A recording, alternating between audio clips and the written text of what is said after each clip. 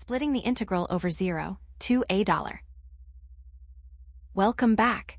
In this section, we're going to delve into a really useful property of definite integrals. We call it property p subscript 5.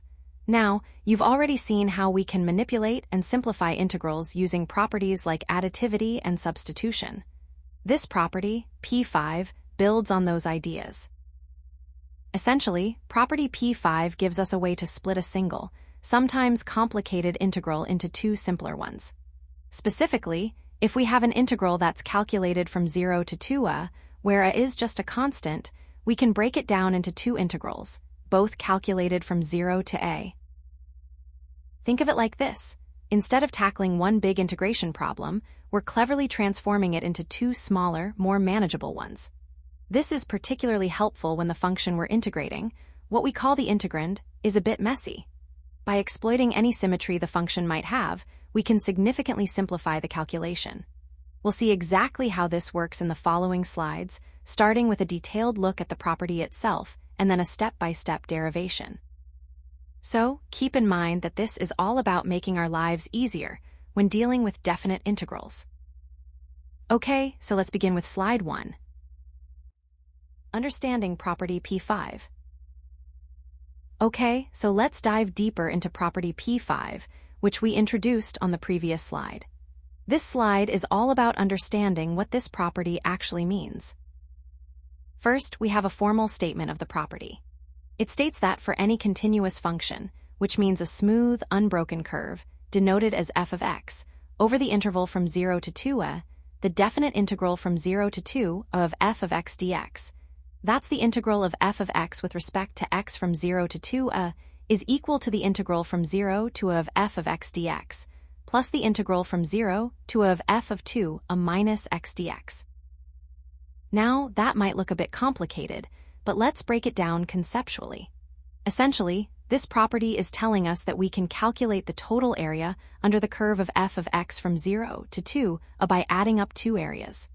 The first area is simply the area under the curve from 0 to a, that's what the integral from 0 to a of f of x dx represents. The second area is a bit more interesting. It represents the area of the part of the function from a to 2a, but it's been transformed or reflected and shifted back onto the interval from 0 to a. Think of it like this. The function from a to 2a is mirrored, and then its image is placed alongside the function from 0 to a. The integral from 0 to a of f of 2 a minus x dx calculates this transformed area. We'll see why this works in the next few slides, where we'll actually derive this property step by step. But for now, it's important to grasp the core idea. We're splitting the integral over a larger interval into two integrals over a smaller interval, using a clever trick involving a reflected function. This will be particularly useful when dealing with functions that exhibit symmetry, as we'll see in later examples. And understanding this is a crucial stepping stone to understanding property p6, which builds upon this concept. Step-by-step derivation. Okay, so far we've discussed property p5, which allows us to split an integral from 0 to 2 into two integrals from 0 to a. Now, let's understand why this property works. We're not just accepting it as a rule, we're going to derive it. We'll do this using two fundamental concepts, the additivity property of integrals, which we'll refer to as property p2, and a technique called the change of variable method, or u-substitution as you might know it. Let's begin with step 1, splitting the interval using additivity. Remember the additivity property? It simply states that we can break up an integral across different intervals. In this case, we're taking the integral from 0 to 2 and splitting it at the point a. This gives us the integral from 0 to a of f of x dx, plus the integral from a to 2 of f of x dx. So, we've just broken down one integral into two simpler ones. Now let's move on to step 2, transforming the second integral. Our goal now is to manipulate the integral from a to 2 so that it looks like an integral from 0 to a. This will allow us to apply property p5. We're focusing on the integral from a to 2 of f of x dx. To change the limits of integration from a to 2 to 0 to a, we'll use a substitution. Let's define a new variable, t. We'll say that x equals 2 minus t. This is our substitution. Now, a crucial step. we need to find the relationship between dx and dt. To do this, we differentiate both sides of the equation x equals 2 a minus t with respect to t. The derivative of 2 a with respect to t is 0, and the derivative of negative t with respect to t is negative 1. Therefore, dx equals negative dt. This is the key relationship that will allow us to change our integral. We'll build on this in the next steps to fully transform the integral and prove property P5. Remember, understanding the why behind these properties is just as important as knowing how to use them. Update limits and substitute. Okay, let's continue with the derivation of property P5. We've already split the integral and made our substitution, and now we're on step 3, updating the limits of integration. So, remember we made the substitution x equals 2 a minus t. Now, we need to figure out what happens to our integration limits when we switch from x to t. First, let's consider the lower limit. When x is equal to a, we have a equals 2 a minus t. Solving for t, we get t equals a. So, the lower limit transforms from a to a. Next, let's look at the upper limit. When x is equal to 2a, we have 2a equals 2a minus t. Solving for t gives us t equals 0. Therefore, the upper limit transforms from 2a to 0. Now, let's move on to step 4, where we substitute everything back into the integral. We had the integral from a to 2 of f of x dx. After our substitution, this becomes the integral from a to 0 of f of 2 a minus t multiplied by negative dt. Remember that dx transformed into negative dt because of the derivative of our substitution. Now, a crucial step here is to remember a property of definite integrals. The integral from a to b is equal to the negative of the integral from b to a. We can use this to get rid of the negative sign in front of dt. So, the integral from a to 0 of f of 2 a minus t multiplied by negative dt is the same as the integral from 0 to a of f of 2 a minus t dt. Finally, in step 5, we assemble everything. Since t is just a dummy variable, meaning it doesn't have any special significance, we can replace it with x without changing the value of the integral. So, the integral from 0 to a of f of 2 a minus t dt becomes the integral from 0 to a of f of 2 a minus x dx. And that's it, we've successfully transformed the second integral. Now, if we substitute this result back into our equation from step 1, which was the integral from 0 to 2 of f of x dx equals the integral from 0 to a of f of x dx plus the integral from a to 2 of f of x dx, we get our final result. The integral from 0 to 2 of f of x dx equals the integral from 0 to a of f of x dx plus the integral from 0 to a of f of 2 a minus x dx. This is property P5, and it's a powerful tool for simplifying integrals, especially when dealing with functions that exhibit symmetry. In the next slides, we'll look at how to apply this property to solve actual problems and also discuss some common mistakes to avoid. Conceptual analogy. Okay, let's move on to slide 5. This slide presents a conceptual analogy to help solidify your understanding of property P5, which we've been dissecting. Remember, we've already established the property itself, the formula for splitting the integral, and even derived it step by step. Now, we're going to visualize why it works. Imagine you are measuring the total length of a road from point 0 to point 2a. Think of a as just a fixed distance. So, we're measuring the entire road from the starting point, 0, all the way to a distance of 2a. You decide to stop exactly halfway at point a. This is our midpoint, so we naturally break the journey into two parts. The first part of your journey is from 0 to a straightforward segment. The second part of your journey is from a to 2a. Now, here's where the analogy gets important. If the road's terrain in the second half, that is, from a to 2a is a mirror image of the first half, relative to the midpoint, a, then calculating the distance from a to 2a is mathematically equivalent to calculating the distance from 0 to a using a reflected coordinate system. What does that mean? Imagine flipping the second half of the road over the midpoint. If it perfectly matches the first half, then the integral, which represents the area under a curve, or, in this case, the length of the road from a to 2a, is the same as the integral from 0 to a, but viewed as if it were reflected. This analogy helps you grasp the idea that the integral from 0 to 2a can be broken down into the integral from 0 to a plus the integral of a reflected function from 0 to a. This is precisely what property P5 tells us. This will become even clearer as we move on to the next slide, where we'll see a concrete example of how to apply this property. Illustrative example. Okay, let's tackle an example problem to really solidify our understanding of property P5. As you can, as on the slide, we're asked to evaluate the definite integral of x sine x divided by 1 plus cosine squared x from 0 to pi. First, we need to identify our a value. Remember from the property, we're dealing with an integral from 0 to 2a in our case. The upper limit is pi. So, we set 2a equal to pi, which means it is equal to pi over 2. Keep that value of a in mind, it's crucial for applying the property. Now, let's apply property P5. This tells us that the integral from 0 to pi of our function, x sine x divided by 1 plus cosine squared x, is equal to the integral from 0 to pi over 2 of the original function, plus the integral from 0 to pi over 2 of a reflected version of the function. Let's write that out.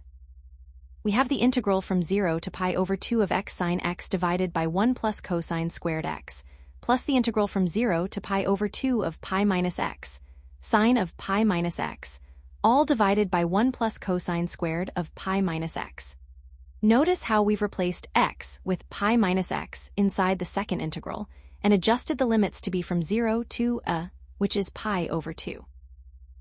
Next, we need to simplify the second integral using some basic trigonometric identities. Recall that sine of pi minus x is equal to sine x, and cosine of pi minus x is equal to negative cosine x.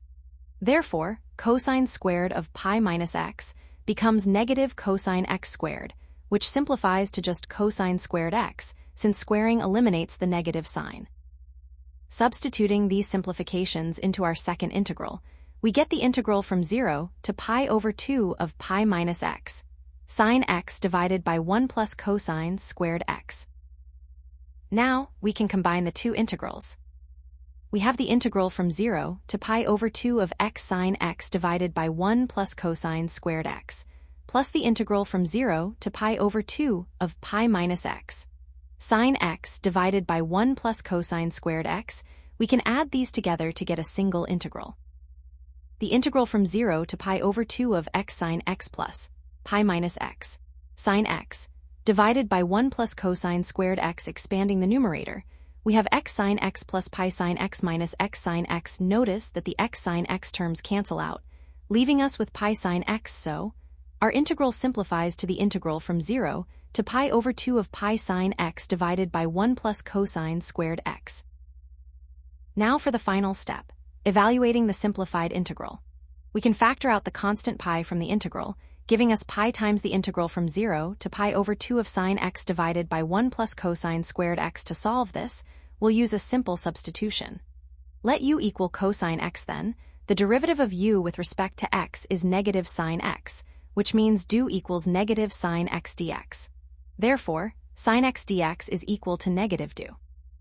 Substituting these into our integral, we get pi times the integral of negative du divided by 1 plus u squared. The negative sign can be taken outside the integral. This gives us negative pi times the integral of du divided by 1 plus u squared. The integral of 1 divided by 1 plus u squared is arctangent of u, so we have negative pi times arctangent of u, evaluated from 0 to pi over 2. Plugging in our limits of integration, we get negative pi times arctangent of cosine of pi over 2 minus arctangent of cosine of 0. Cosine of pi over 2 is 0, and cosine of 0 is 1. Therefore, we have negative pi times arctangent of 0 minus arctangent of 1. Arctangent of 0 is 0, and arctangent of 1 is pi over 4. So, we have negative pi times 0 minus pi over 4, which simplifies to pi times pi over 4, or pi squared over 4. And there you have it. We've successfully evaluated the integral using property P5. Remember, This property is a powerful tool for simplifying integrals when you have symmetry in your integrand. This will also be helpful as we move on to property P6, which builds upon this concept. Key takeaways. First, let's talk about the purpose of this property. Property P5 allows us to take a definite integral calculated from 0 to 2a and break it down into two definite integrals, each calculated from 0 to a essentially. We're simplifying a larger integration problem into two smaller, more manageable ones. Now, let's look at the formula itself. It states that the integral from 0 to 2 of a function f of x with respect to x is equal to the integral from 0 to a of f of x with respect to x, plus the integral from 0 to a of f of 2 a minus x with respect to x. Remember that 2 a minus x term is crucial. It represents the reflected function that allows us to split the integral. Let's move on to the utility of this property. This technique is particularly helpful when you encounter integrands. That's the function you're integrating that have a term like x multiplied by a function of sine of x or cosine of x, for example, x times f of sine of x, or x times f of cosine of x. By applying property P5, we can often eliminate that x term, making the integral much easier to solve. We saw this in action in the example on the previous slide, where we were able to simplify the integral significantly. Finally, let's consider the foundation this property provides. Understanding property P5 is essential because it serves as a stepping stone to understanding another important property, property P6. Property P6 deals with even more advanced symmetry properties of definite integrals, and you'll need a solid grasp of P5 before you can tackle it. Think of it like building blocks. We're building our understanding step by step. Okay, let's recap what we've learned about property P5 and solidify the key takeaways. Pause. So, to summarize, property P5 is a powerful tool for simplifying integrals over the interval from 0 to 2a, especially when dealing with integrands containing terms with x multiplied by trigonometric functions. And it's a crucial foundation for understanding more complex integration techniques that we'll explore later. Common mistakes. Okay, let's move on to the final slide, where we discuss some common pitfalls to avoid when working with property P5. This is really important, as understanding these mistakes will solidify your grasp of the concept and prevent you from losing marks in your exams. So, the first common mistake is incorrect substitution. Many students, when applying property P5, will incorrectly substitute f of a minus x instead of f of 2 a minus x. Now, remember what we were doing? We were reflecting the function across the midpoint of the interval. The reflection isn't based on just any but on the total interval length, which is 2a. So, when you're creating that reflected function, you need to account for the entire interval, hence 2 a minus x, not just a minus x. It's a subtle but crucial difference. Next, we have limit errors. If you go back and look at the derivation we did on slides 3 and 4, you'll recall that we used a substitution. We let x equal 2 a minus t. This substitution changed our variable and, importantly, introduced a negative sign in the dx. When you change variables like that, you must remember to flip the limits of integration to account for the negative sign. If you don't flip those limits, meaning, if you leave the integral going from a to 0 instead of 0 to a, you'll end up with a wrong sign, and therefore, a wrong answer. Finally, and this is a big one, misapplying the interval. Property P5, as we've defined it, specifically applies to integrals where the lower limit is 0. That is, integrals of the form integral from 0 to 2 of f of x dx. If you have an integral with a different starting point, say, from a to b, you can't directly use property P5. Instead, you need to use a more general reflection property, which we've denoted as property P3. Property P3 states that the integral from a to b of f of x dx is equal to the integral from a to b of f of a plus b minus x dx. So, keep that in mind. P5 is for intervals starting at 0, while P3 is the more general case.